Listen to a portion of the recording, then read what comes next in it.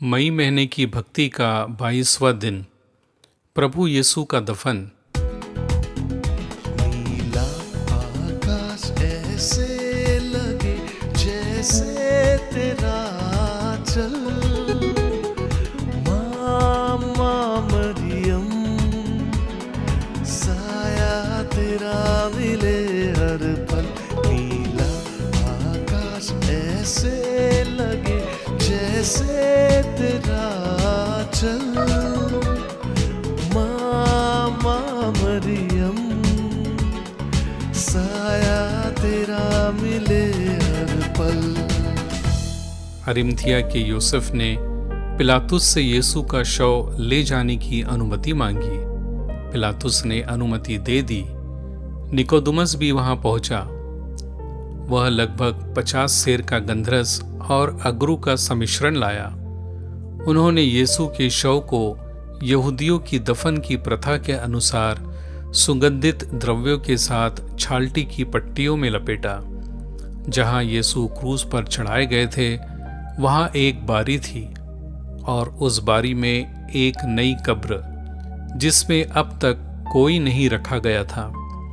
उन्होंने यीशु का शव वहां रख दिया क्योंकि वह यहूदियों के लिए तैयारी का दिन था और वह कब्र निकट ही थी।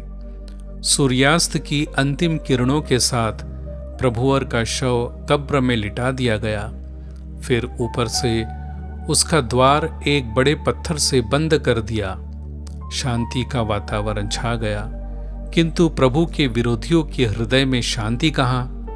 उन्होंने पिलातुस से निवेदन किया, महाराज, हमें अब स्मरण हुआ है कि उसने कहा था कि मरने के तीसरे दिन वह फिर जी उठेगा। इसलिए आप आज्ञा दीजिए कि मृत्यु के तीसरे दिन तक कब्र की भली भांति निगरानी की जाए। कहीं ऐसा न हो कि उसके चेले आकर उसका शव ले जाएं और यह खबर फैला दे कि वह मुर्दों में से जी उठा। यह पिछला धोखा तो पहले से भी बुरा होगा। पिलातुस ने कब्र पर पहरेदारों को निगरानी के लिए नियुक्त किया। साथ ही कब्र की गुफा से लेकर बाहर चट्टान तक सील लगवा दी। इतना सब करने के बाद उन्होंने संतोष की सांस ली। माता मरिया ने जन्म से मरण तक प्रभु की सेवा की। इसी कारण माता मरिया को दुख एवं कष्ट धैर्यपूर्वक सहन करने की शक्ति एवं साहस प्राप्त हुआ। माता मरिया के यह सुंदर आदर्श को अपनाने का प्रयास करें और प्रभु यीशु के परम भक्त शिष्य बन प्रेम पूर्वक उसकी सेवा करें। माता मरिया हमारी सहायता करे। दृष्टांत, सन फिदेलिस का जन्म 1577 ईस्वी में जर्मनी में हुआ था। वह सदैव प्रभु यीशु के दुख भोग पर मनन करता था। अपनी शिक्षा समाप्त करने के पश्चात वह कई वर्षों तक वकालत करता रहा। वकालत का व्यवसाय करते हुए भले क्रिस्तीय का कर्तव्य निभाने में उसे कठिनाई महसूस होने लगी। अतः उसने वकालत का व्यवसाय त्याग दिया। अब उसने संत फ्रांसिस असीसी के धर्म समाज में प्रवेश किया तथा सन 1612 ईस्वी में स्वयं को ईश्वर की सेवा में समर्पित किया। वह एक परिश्रमी एवं कुशल उपदेशक सिद्ध हुआ।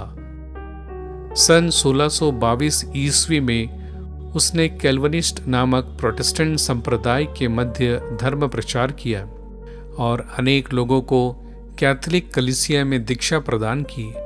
अतः कैल्विन संप्रदाय अत्यंत क्रोधित हुआ और उसकी हत्या करने का प्रयास किया। एक दिन जब वह धर्म प्रचार करने जा रहा था तब कैल्विन समुदाय के 20 लोगों ने उसे घेर लिया। उसे कठोर यातनाएं दी गई। उसे कहा भी गया, यदि तुम प्रोटेस्टेंट धर्म नहीं अपनाओगे तो तुम्हारी हत्या कर दी जाएगी। संत फिदेलिस ने उत्तर दिया, मैं तुम्हारे धर्म को असत्य प्रमाणित करने भेजा गया हूं, न कि उसे स्वीकार करने। कैथोलिक धर्म ही सच्चा धर्म है जिसके लिए मैं अपने प्राण अर्पित करने को तैयार हूं। यह सुनते ही विरोधियों ने संत फिदेलिस को तलवार से मौत के घाट उतार दिया। मृत्यु के समय उसने यह प्रार्थना की, हे ईश्वर, इन्हें क्षमा कर। हे यीशु, मुझ पर दया कर। प्रिय माता मरिया, मेरी सहायता कर। प्रार्थना। हे प्रभु यीशु, तूने हमारे पापों का प्रायश्चित किया तथा अपने पावन दुख भोग एवं मरण द्वारा मृत्यु के वश से हमें बचाया, हमारा उद्धार किया। क्रूस पर आपकी मृत्यु से चिर शांति की स्थापना हुई।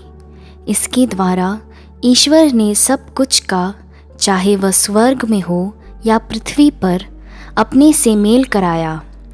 तेरा बलिदान अवश्य था। हमारा उद्धार तेरे अनमोल रक्त की कीमत पर हुआ है। निश्चय ही मैं इस कीमत का मूल्य चुकाने का प्रयास करूंगी। आमीन।